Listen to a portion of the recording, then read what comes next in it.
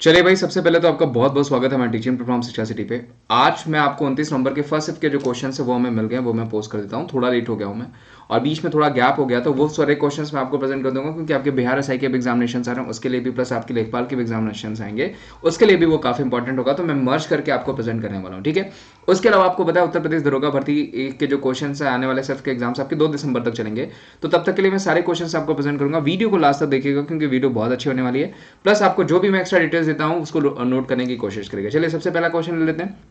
भारत ने अपनी इकोनॉमी कितने ट्रिलियन डॉलर रखने का लक्ष्य रखा है? तो 5 ट्रिलियन। ये लगातार आपको पूछा जा रहा है क्वेश्चन, ये भी ध्यान रखिएगा, वेरी वेरी इंपॉर्टेंट। अगर पूछा जाएगा कि इस बार भारत ने सबसे अधिक पैसे किस एरिया में लगाए, तो डिफेंस में लगाए। रेलवे को कितना पैसा दिया? तो 1,10,055 यानी 1,10,55 करोड़ रुपए दिए रेलवे को। 3768 करोड़ रुपए हमारी नई सेंसस को दिए गए। तो ये सारे क्वेश्चन आपको पूछे जा सकते हैं।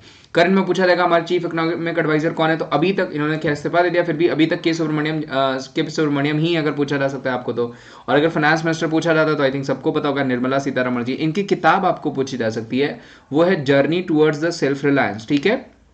Journey towards the self reliance इसकी किताब है, निर्मला सीतारमण जी की, जो कि पूछी जा सकती है। अमेरिका का सबसे बड़ा झील कौन सा है? सुपीरियर झील, वेरी वेरी इंपॉर्टेंट। पूरा लेक वाला क्वेश्चन ही मैंने प्रेजेंट कर रखा है, चाहे वो वोल्गा हो, चाहे टिटीकाका हो। टिटीकाका लेक को आप पता है हनीमून लेक भी कहते हैं, चाहे वो आपका जो है किसी लेवल से भी नीचे जो आपकी लेक है डेड सी, उनको भी। तो सारे क्वेश्चन मैंने प्रेजेंट कर रखे हैं, वो आप देख लीजिएगा। विश्व हिंदी सम्मेलन से प्रश्न था, सारे ही मैंने आपको प्रेजेंट कर रखे हैं कि पहला कहाँ पे हुआ? नागपुर भारत। दूसरा कहाँ पे? Port list. तीसरा कहाँ पे हुआ? नई दिल्ली में। चौथा कहाँ पे हुआ? अगेन मॉरिशस में हुआ। पांचवां कहाँ पे हुआ आपका? वो ट्रिगनाड एंड टोबैगो में हुआ। तो छठवां कहाँ पे हुआ? यूके में हुआ। सातवां कहाँ पे हुआ? सूरीनाम में हुआ। आठवां कहाँ पे हुआ? यूएसए में हुआ। नौवां कहाँ पे हुआ? दक्षिण अफ्रीका में हुआ। 10वां कहाँ पे हुआ? तो वह इंडिया में हुआ। ये सारे ही मैंने आपको प्रेजेंट कर रखे हैं, आपने देख लीजिएगा पहले भी, जो पीपीटीज में मैंने ऐड कर रखे हैं। ईस्ट इंडिया कंपनी का वास्तविक संस्थापक कौन था? तो फ्रांसिस डी अल्मेडा। बेसिकली पुर्तगाली था, सबको पता है। ईस्ट इंडिया कंपनी अगर पूछा रहेगा कि भारत में स्टैब्लिश कब हुई, तो 1602 में स्टैब्लिश हुई।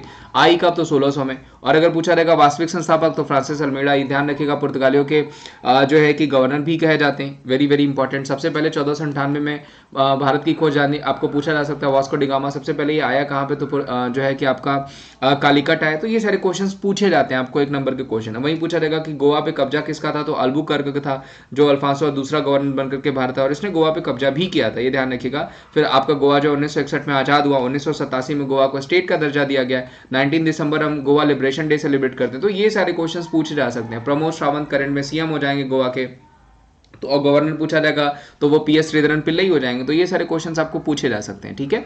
और उसके बाद बाकी के जो आपके डिटेल दिए गए हैं आप पढ़ लीजिएगा इनको, ठीक है। इनमें से कौन सी भाषा संविधान की 8वीं भाषा में संबंधित नहीं? सारी भाषाएं मेंशन मैंने कर दी है। जो इसमें से नहीं, 22 भाषाओं को मेंशन कर दिया, जो इसमें से नहीं थी वही होगा। लगातार पूछा जाएगा क्वेश्चन है। भारत का 21वां संविधान अधिनियम, भारत के संविधान में संशोधन किया गया। इस अधिनियम के द्वारा सिंधी भाषा को अष्टम मतलब 8वीं अनुसूची में शामिल किया गया था, वेरी वेरी इंपॉर्टेंट।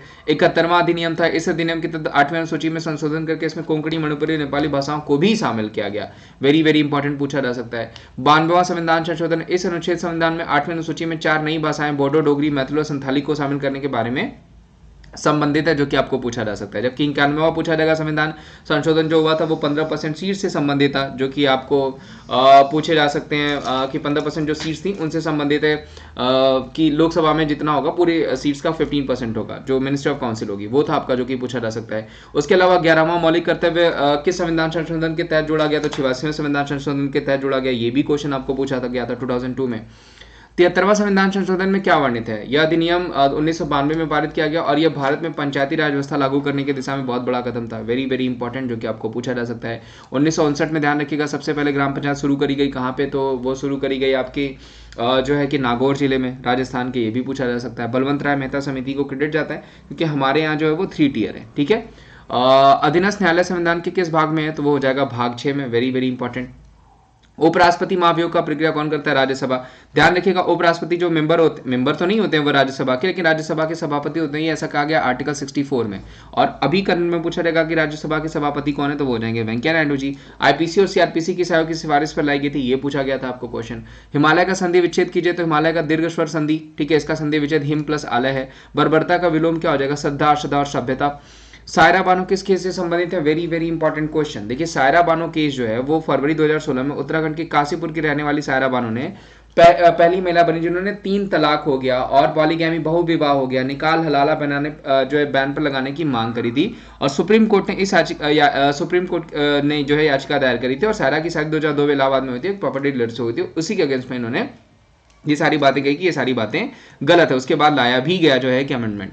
ओट्स में कौन से स्वर होते हैं? तो ऊ प फ ब भ म, ये सारे ओट्स में स्वर होते हैं। तो इतने क्वेश्चन हमें फर्स्ट शिफ्ट के मिले, तुरंत मुझे सेकंड शिफ्ट का क्वेश्चन भी मिल जाएगा तो वो भी मैं अपलोड कर दूंगा। मैं यही कहूंगा आप रेगुलर रह करके इन सेशंस का फायदा उठाइए, क्योंकि ये बहुत अच्छे सेशंस और यहाँ से जो भी क्वेश्चन एक्स्ट्रा बनते हैं वो आपके लिए बहुत ज्यादा इंपॉर्टेंट है। तो थैंक यू सो मच, मिलता हूं मैं आपको नेक्स्ट सेशन में। अगर आप चैनल पर नए होंगे तो चैनल को जरूर सब्सक्राइब करेगा, वीडियोज को शेयर करेगा, ज्यादा से ज्यादा लाइक करेगा। प्लस मैं आपको बता दूं कि अगर आप अनअकैडमी पे मेरी क्लासेस देखना चाहते हैं जो कि फ्री क्लासेस हैं, तो आप अनअकैडमी एप्लीकेशन इंस्टॉल कर लीजिए, जहां पे एप्लीकेशन इंस्टॉल करने के बाद आपको बहुत सारी फ्री क्लासेस मिलेंगी, जहां पे विमलेश14 अनलॉक कोड यूज करके आप जो है कि सब्सक्रिप्शन भी पा सकते हैं, फ्री क्लासेस भी देख सकते हैं, ठीक है। और बहुत सारे अगर आप सब्सक्रिप्शन लेते हैं तो बहुत सारे batch courses like iconic batch course, Eklavya batch course, raise hand के ऑप्शन है। प्लस आपका जो है रेलवे एग्जाम सब्सक्रिप्शन में 1 मंथ से लेकर के 24 मंथ तक के ऑप्शन, जो भी आपको ठीक लगते हैं आप उनको यूज करके सब्सक्रिप्शन कोड विमलेश14 यूज करके आप सब्सक्रिप्शन ले सकते हैं। तो thank you so much, bye bye, take care, मिलता हूं मैं आपको नेक्स्ट सेशन में, जो है कि जैसे ही मेरे पास क्वेश्चंस आते हैं मैं प्रेजेंट कर दूंगा। Thank you so much, bye bye, take care. जिनके भी अगले सेट में एग्जाम है, ऑल द बेस्ट, अच्छे से एग्जाम दीजिएगा।